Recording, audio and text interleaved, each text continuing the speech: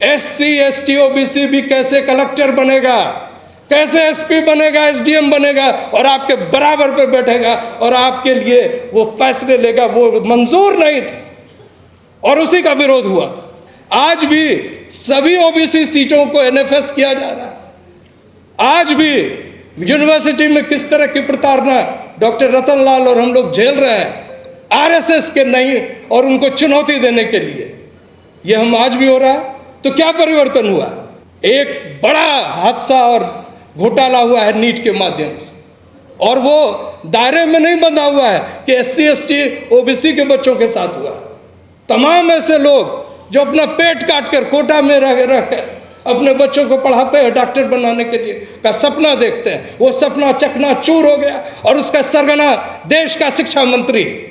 क्या एक भी डिमांड माननीय सांसद महोदय बैठे हैं संसद में उठा कि शिक्षा मंत्री को हटाया जाना चाहिए, तत्काल प्रभाव से हटाया जाना चाहिए?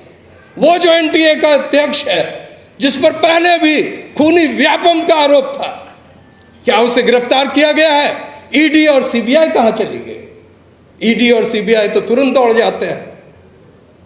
तो ये बड़ा प्रश्न है और मैं आप सबों को सलाम करता हूं। मैं उन लोगों में हूं जो मानता हूं कि एजेंडा राजनीतिक दलें नहीं बनाती है, ऐसी सभाएं बनाती है, कॉन्स्टिट्यूशन क्लब ऑफ इंडिया से बनती है और भी ऐसे सभागारों से बनती है। हम अब तादाद में कम हो अधिक हो उससे फर्क नहीं पड़ता है, लेकिन ये बात आज कहने की जरूरत देश के संसद के अंदर भी अगर होता है तो सिर्फ 1-2 लोगों को ही होता है। आप प्रोसीडिंग्स देख रहे होंगे लोकसभा का। 23 जुलाई को हमने पूरे जोर शोर के साथ कास्ट सेंसस की बात कही। Leader of opposition Rahul Gandhi ji को धन्यवाद जो उन्होंने उसको इको किया है अपने स्पीच में, लेकिन वो बात हम यहां शुरू किए थे और MSP की भी बात यही हम लोग बोले थे। धनखड़ साहब बुजुर्ग हैं, अभी भी वो प्रभावशाली हैं। मैं आज एक विनती ये भी करना चाहता हूं कि जो बात हमारे एक साथी ने कही कि हमें सड़क पर दिखना चाहिए, वो पूछ रहे थे कौन है? लोग सड़क पे निकल रहे हैं, लेकिन 1-2 लोगों के निकलने से नहीं होगा। 1-2 लोग, मैं विनती इनसे कर रहा हूं कि आप खाप के माध्यम से पूरे देश को संदेश दीजिए, सिर्फ हरियाणा को नहीं, कि एक दिन सड़क पे निकलो तो यह सरकार को पता चलेगा कि नीट का दर्द भी युवाओं के दिल में है और UPSC में जो बड़ा घोटाला दिख रहा है उसका भी दर्द है। हमारे इतने मेहनत से परीक्षा देने वाले 2-3 बच्चे अपनी जान कुर्बान कर गए वो कोचिंग सेंटर्स में। कौन शुरू किया कोचिंग का परंपरा? दिल्ली यूनिवर्सिटी के एडमिशन में CUET हो रहा है, बिना कोचिंग किए हुए बच्चे आपके पास नहीं करेंगे और वो कोचिंग का बिजनेस है, वहाँ क्वेश्चन सप्लाई होता है। तो कौन शुरू किया? I am thankful madam, you have taken up the responsibility.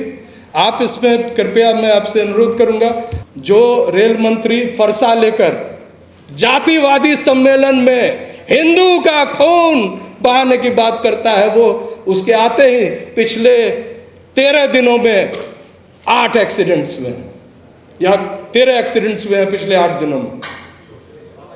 और सबसे भयानक एक्सीडेंट जो हुआ था जिसमें हजारों लोग मरे थे, वो भी इन्हीं महोदय ब्राह्मण सभा के बड़े नायक जो रेल मंत्री जी हैं उनके कार्यकाल में हुआ है। क्या उनको इस्तीफा नहीं देना चाहिए?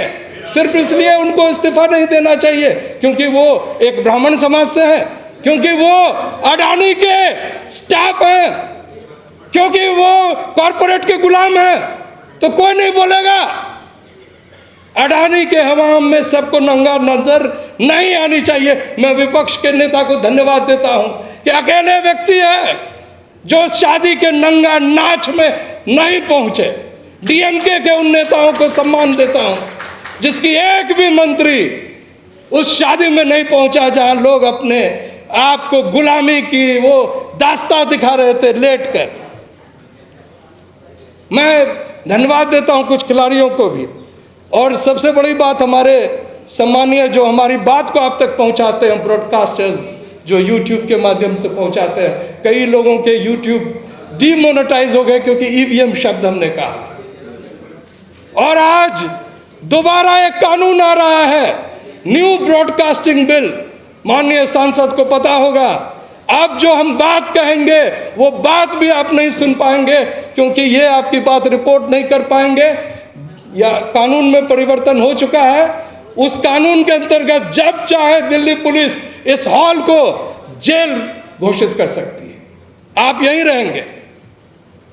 90 दिन का जुडिशियल कस्टडी, और यही फासिस्ट सरकार ला रही है। तो परिवर्तन तो कुछ हुआ नहीं है। और ब्रॉडकास्टिंग बिल अगर यही रहा, उसका भी विरोध तो हर वर्ग के दिलों में एक तूफान है, विरोध है। चाहे वो किसान हो, युवा हो, शिक्षक हो, प्रोफेसर्स हो। और जो सरकारी नौकरियों की बात चल रही है, तो नौकरियां तो खत्म हो रही है, अभी एग्री। लेकिन एक बात मैं कह के अपनी बात समाप्त करता हूँ कि 91 में आई वॉज ए स्टूडेंट और मंडल कमीशन लागू हुआ, तो बड़ी विरोध हुआ। मैं बताना चाहूँगा कि कुछ सर्विसेज जो है इस देश पे शासन करने के लिए, यूपीएससी जिसमें फिर भी घोटाला हो रहा है। वीपी सिंह के समय 1600 वैकेंसीज थे, रिजर्व हो गए 50%, तो कितने बचे? 750। ठीक है, विरोध हुआ। ठीक उसके बाद पीवी नरसिम्हा राव की सरकार आई। And what was the total number of vacancies?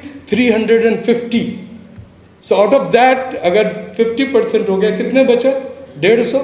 कोई आंदोलन नहीं हुआ, किसी ने अपने शरीर में आग नहीं लगाई, क्योंकि वो जो विरोध था वो भागीदारी का विरोध था। SC ST OBC भी कैसे कलेक्टर बनेगा, कैसे SP बनेगा, SDM बनेगा और आपके बराबर पे बैठेगा और आपके लिए वो फैसले लेगा, वो मंजूर नहीं था और उसी का विरोध हुआ था। तो ये बातें चल रही है। आज बहुत अच्छी सभा हुई है और मैं खास तौर से जो हमारे साथी हैं, जितने लोग उपस्थित हैं, डॉक्टर रतनलाल ने कहा कि सभी सम्मानीय, निश्चित तौर से जो अपने सरोकार को अपने शरीर और अपने स्वार्थ से आगे बढ़कर समाज के लिए आगे लाता है, वो सभी सम्मानीय। लेकिन जो हमारे लिए और भी आगे बढ़कर लोगों को इकट्ठा करते हैं, जिस तरह से खाप पंचायत के लोग कर रहे हैं, या जो हमारे अनिल कुमार पटेल साथी कर रहे हैं, मैं बताऊं कि पिछले भी 23 जुलाई को सारे कार्यक्रम का दरमुदार, और ये जो कह रहे हैं बहुत पूछताछ होती है सर, CID IB CID क्या कर रहे हो, कौन आ रहा है, क्यों बुला रहे हो, किसानों को क्यों बुला रहे हो, उसका क्या लेना देना तुमसे, उनको क्यों बुला रहे हो, और ये कुछ ऐसे लोग जो सांसद हैं उनको क्यों निमंत्रण दे रहे हो, दक्षिण भारत के लोग को क्यों बुला लिया, ये प्रश्न पूछे जाते हैं। सबको अकेले इन्होंने फेस किया, इसलिए ये अपने आप को पेड, और मैं भी इनको पेड स्टाफ ही कह रहा हूँ आज, जिससे आगे किसी तरह की परेशानी नहीं हो। जय संविधान, जय हिंद।